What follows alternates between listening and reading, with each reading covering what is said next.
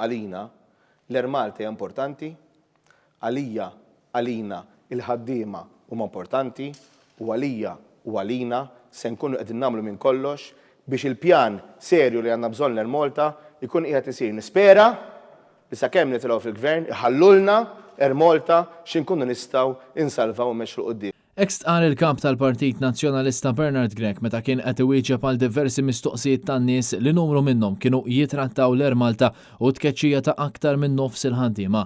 Bernard Grech qal li l-Gvern Laburista falla pajjiż u falla wkoll l-Malta bl-inkompetenza u l-korruzzjoni.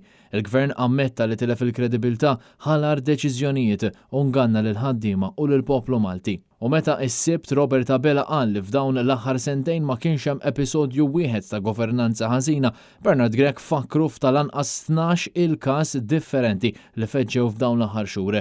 Dan fl-istess waqt li fl-aħħar minn sensiela ta' skandli, Chris Fern ta' xogħol il-campaign manager tiegħu ta' 13,000 euro fix-xahar minn flus il-poplu.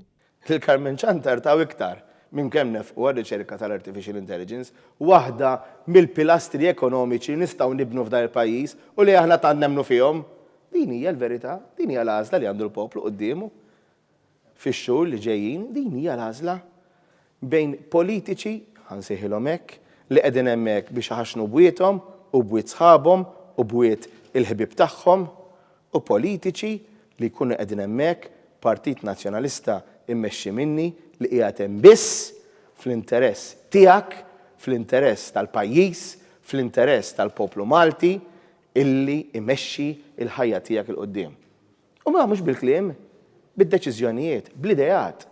Bernard Grech qal li Robert Abela ta' l-ikbar konferma li sentejn bħala Prim Ministru u 9 snin ta' Gvern Laburista huma iktar minn biżżejjed u pajjiżna għandu bżonn mill-iktar fis tmexxija serja li iddawwar id-direzzjoni ta' pajjiżna u terġa' tolli isem pajjiżna. Dwar il-wage supplement, Bernard Grech saħaq li kienet il-pressjoni li għamel il-Partit Nazzjonalista li waslet biex il-Gvern ċeda u kellu iħabbar li se jestendi il-wage supplement sabiex jibqa' għaddej anke wara l-aħħar ta' Jannar.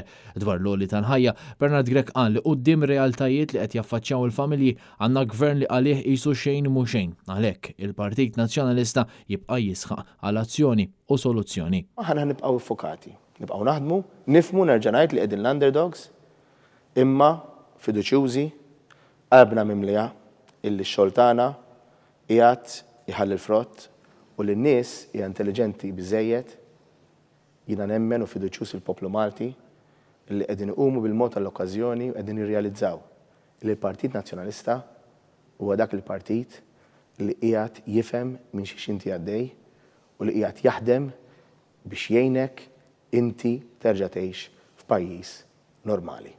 Kien Kutajjar, Net News.